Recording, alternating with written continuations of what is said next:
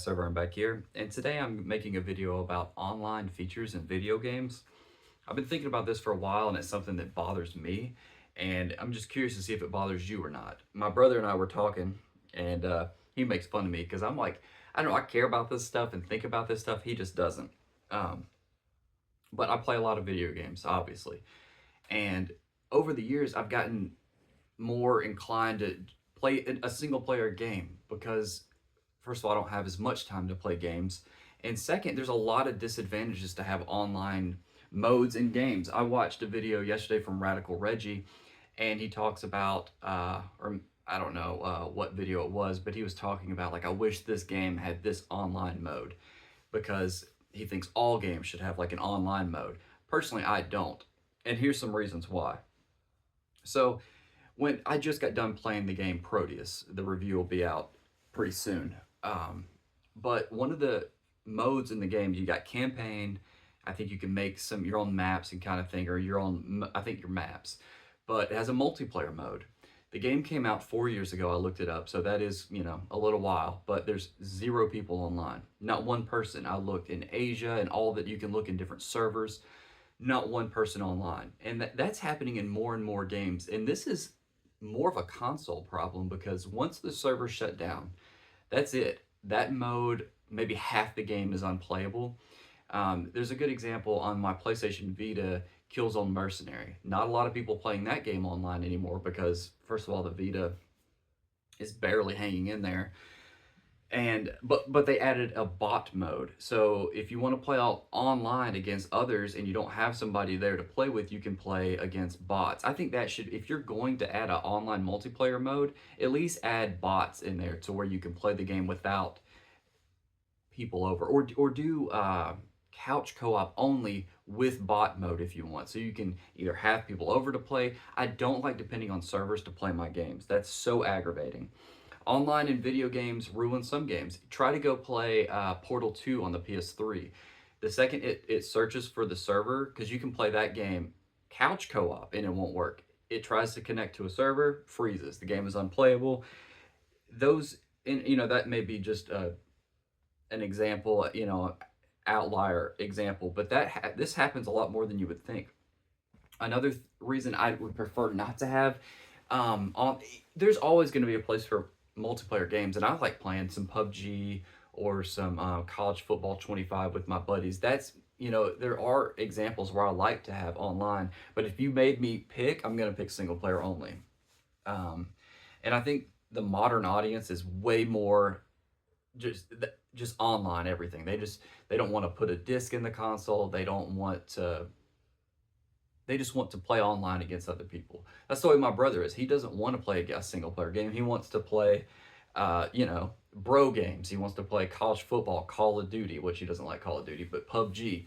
And a lot of people are just Call of Duty, uh, Fortnite, Apex Legends, Dota, and then sports games, or, it's either or both. But most people just, I don't know if it's most people, but I have a group of friends, and most of us like to play single player games, get trophies or achievements, whatever. That's fun. I would, and here, but I'll get back to some of my reasons why I don't like online.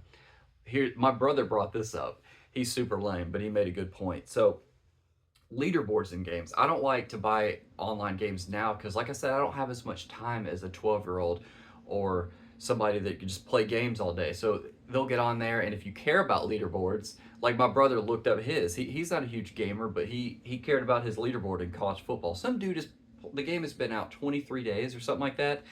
Guy's got like 600 games played. We did the math.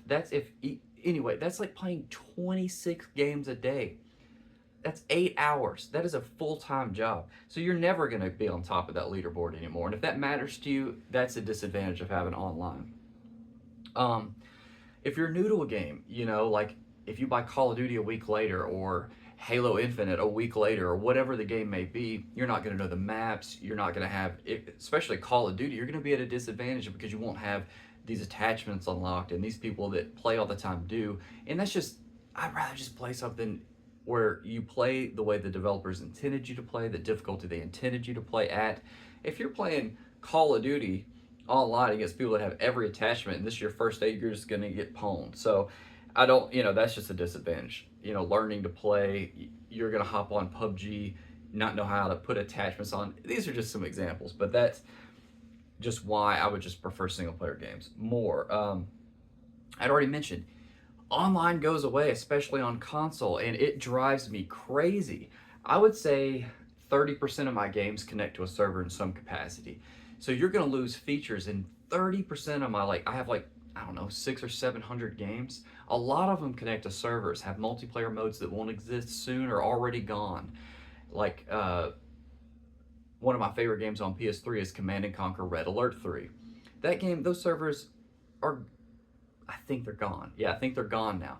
So you got the single player campaign. My favorite game of all time, those servers are gone. Lord of the Rings Battle for Middle Earth 2, those servers are gone. So the advantage is to play it on, this is why I'm probably going to I'm definitely switching to PCs. Not soon, but after this console generation. Because Lord of the Rings, Battle for Middle Earth 2, somebody got that online again. There's YouTube videos you can go watch. There's fans make their own servers. I don't understand completely how it works, but there's games that are offline. The developers have shut down their servers that fans have kept up and play. You can play like any game online. It doesn't matter if it came out 20 years ago on PC. On consoles, you're locked to, those servers or Sony and who EA or whoever, whatever servers they allow to be on. It's really frustrating. And Proteus just got me thinking. I just beat the game, had a lot of fun with it. But I searched 3 different times to play online, so why even add that feature? And here's the next reason. I would rather the developers spend more time either making more levels, making the game longer, put more development time into the single player part of the game, rather than spend your time, effort, and money developing part of the game that in 4 years or 1 year will be unplayable. It's a button that doesn't work anymore. And after the console generation, it most definitely will not work anymore. So either, and my brother, he made a point. He's like, well, why they can't anticipate nobody playing the game, whatever. But here's the thing: you're making a boomer shooter. You're making a game or a genre that's not popular. You know it's not Call of Duty. You know it's not going to have millions of players all the time. This is going to be, you're an indie studio. Like, I understand you want to make something that gets big, but can you really think Proteus is going to hit it big and people are going to play a game that looks like, I think it looks great. I gave it an 8.5 for graphics, but you think people like my brother, some bro is going to be like, these graphics look good. No, some kid is going to be like, I want to play Fortnite. So I would just wish they would put more development time into making the game playable long term. But anyway, that's just my little rant. I don't know if people, I got weird opinions on games. I would rather every game come out with some kind of future proofing. I do appreciate games like, I know the Gran Turismo Sport, the developers came back later and made it, I think they unlocked everything and made it to where it doesn't have to depend on servers. I appreciate that. But if you're in the middle of the woods and you open a PlayStation 3 and you don't have the update that did that, it won't work. I want the game to be playable, not depend on servers, have the option to play. If you're going to make an online mode, at least make it playable, like PUBG, for instance. That game is going to be a disc, a coaster soon, or mag or something, like on PS3. At least make these games, like PUBG has bots, make an update or a mode where you can just play against bots. That would still be fun and it would give the game more value. That's what I'm looking for. And that's why I'm switching to PC 100% eventually as my primary gaming platform, because it's so much more flexible.